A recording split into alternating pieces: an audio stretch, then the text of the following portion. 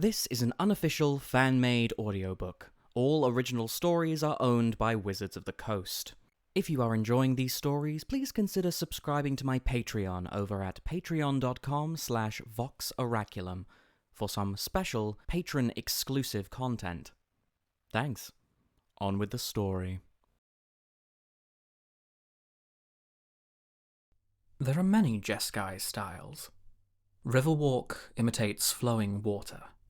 Dragon Fist, the ancient Hellkites. And Flying Crane, the Wind Aven of the high peaks. No name exists for the ceremony, but within the Jeskai, it is among the most important, defining events of one's life. Kuhnde began training for his mount when he was very young, and showed great potential as a student. When he was a few years old and had just started to read, representatives from the different strongholds and disciplines met with him. He was given a few minutes of understanding of each different style and told to try his best. The master of Sage Eye Stronghold valued stealth, quickness and cunning, while the master of Durgu Stronghold brought with him several bladed weapons for Kuhnde to use. An Aven master met with Kuhnde to see how adept he was at moving through the air as he leapt. The Riverwheel Stronghold master assessed Kuhnde as he performed their variation of Riverwalk magic, while the Kori Mountain Stronghold master was there to assess Dragon Fist maneuvers. The School of Pearls, while not having a stronghold, watched the young boy attempt to manipulate a dozen pearls while he fought. He was tested on magic and identified Jeskai's preferred types: Soul Fire, Mist Fire, and Blood Fire, easily avoiding Death Fire and Vital Fire. The masters were all disappointed. He was competent in all the disciplines, although not an expert, but they all recognized in Kuhnde the skill set that was required of being a Mantis Rider. Kuhnde met his mount that day, a mantis that was tethered to the ground by other riders. He was told never to let his guard down. One of the riders showed Kuhnde his own mantis and explained that he had trained it for years, fed it daily, and kept it clean. The rider removed one of the mantis's tethers, and the insect lashed out, cutting the rider's hand. Kuhnde was scared when that happened, but the rider explained why Kuhnde was destined to be a mantis rider. "There is no one way to tame a mantis," the rider explained.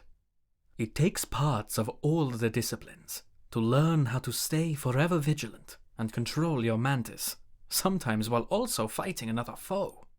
You need to be aware of every variable, anticipate all outcomes, and in a mere second react to what is and what might be. You will be riding, with tenuous control, a creature that is your greatest threat."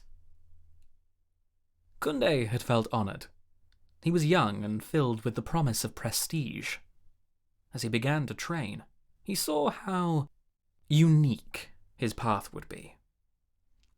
Each Mantis rider was able to work with the specific discipline needed to ride the mantis. Some required more study in the Riverwheel tradition to stay atop their mounts, while others spent time at Durgu Stronghold and learned how to keep themselves balanced while using a spear. It took Kuhnde 20 years to learn how to ride his mantis. Although he stood tall, watching the valley below, he focused on where he shifted his weight, rested his spear, and pulled his single rein. He was vigilant, reacting when his mantis quickly moved its head or buzzed its wings. Its wings produce a high-pitch, barely audible whirring sound in flight, and only the Jeskai were normally quiet enough to hear one coming.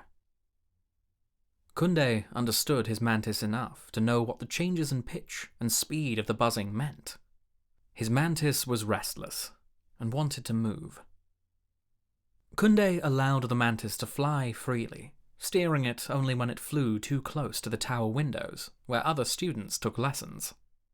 There was always the danger, no matter how trained one was, that a mantis would no longer take orders from its rider. One of the first mantis riders brought his mount into a village, so it is said, and the mantis was so fueled by anger that, despite its master's commands, it rampaged and killed several people. Mantis riders never allowed their mounts to get close to others, for fear of a similar event. Kuhnde's mantis turned its head, alerting him to movement near the base of the mountain. Whatever it was disguised by a concealment spell, and Kuhnde knew well enough to anticipate a terrible foe cloaked in that magic. Jeskai used the obscuring magic for the element of surprise, to disguise their identity or scout foreign lands. They also used it as destructive ambush magic against their enemies, so Kuhnde was well aware of the danger it could present to the monastery. The orb continued to blaze up the side of the mountain, and Kuhnde repositioned his feet, signaling the mantis to intercept. They dove toward the amber ball of energy. As they got closer, it diverted its path to race up the mountain, but not toward them. Kuhnde tensed and held his spear. He signaled the mantis to go lower so they could lead the energy ball away from the monastery. He dared not get too close or attack it. He had no idea what lay within. The mantis veered down toward the valley, toward the lakes below. Kuhnde looked back, trying to gauge distance to the concealed enemy, but saw it had returned to climb the summit. He shifted his weight to turn around the mantis, and braced himself to move with the abrupt shift, lest he would fall to the ground. They flew beside the fast-moving sphere, close to the ground. Kuhnde felt the mantis begin to buck, so while he applied pressure with one foot to the back of the mantis's head, he jabbed the orb with his spear. There was a loud screech, one the monks in the monastery would have heard, and the orb dissipated. A phoenix emerged and attacked. It was a large bird, the size of Kuhnde's mantis.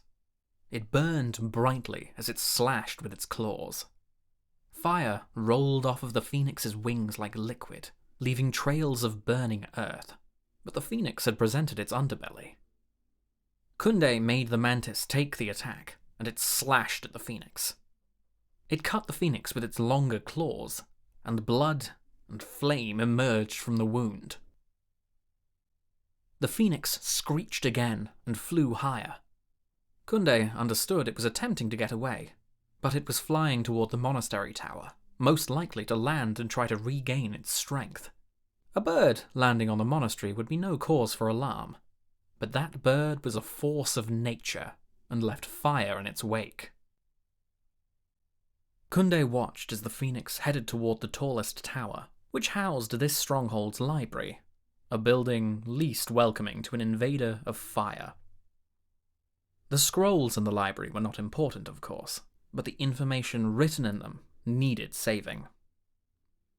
Kuhnde hadn't needed to train from scrolls much during his training, and he knew some of the jinn that guarded them had never read their contents, so he didn't value them highly. But he knew that, for many Jeskai, the words on those scrolls were more precious than gold was to the Sultai. Kuhnde would lay down his life protecting them. He goaded his mantis to fly faster, ignoring the freezing winds that rushed around him. Injured, the phoenix flew slower. Kuhnde struck again with his spear, impaling the phoenix near where the wing met the body. The phoenix reacted, crying out a screech of pain and igniting its body in flames. Kuhnde knew he had been hit with the flames, but his flesh was so numbed by the cold, he couldn't feel the pain. His mantis began to fall, and he knew why before he saw. Its wings were burning. He grasped his mantis's body as they fell alongside the phoenix, which dropped due to its wounds. The phoenix and the mantis hit the side of the mountain and slid rapidly towards its base. Kuhnde held on tight when they slid down the slope, but relaxed his muscles when they stopped, minimizing injury. His mantis was burned, its wings and a large portion of its carapace gone. Its insides leaked onto the mountainside. The phoenix was next to a boulder, upside down, one of its wings obviously broken. The massive bird was unable to right itself. Kuhnde turned back to the mantis. He approached it, his companion for 20 years as it lay dying. The mantis, unable to comprehend its situation, struck out at Kuhnde with the same chattering and head movements as it attempted to kill and consume the man before it. Kuhnde did not take the attempt personally. He had trained not to. Despite the sharp pain of injury he felt in his shoulder, he picked up his spear. With a quick, precise motion, Kuhnde impaled the mantis's head to end its misery, although the creature's mandibles continued to feel around for human flesh for a few moments. Kuhnde turned to the phoenix. It was still a threat to the monastery, even injured, and killing it would only cause it to be reborn. Stronger, even. So Kuhnde took all his knowledge, training, and years of discipline, and began to make a new path. He approached the phoenix and used his spear to help the bird right itself. The bird snapped at him, but he struck the phoenix on the beak with the shaft of his spear. The bird was stunned, then ignited itself in anger. Kuhnde again struck it on the beak. It cawed, but that time more in pain than anger. Kuhnde knew much from training a mantis, but even then he only trained to ride one specific mantis. He had never learned how to tame a phoenix, but he knew, given the time, he would master a new way, even if it took many years.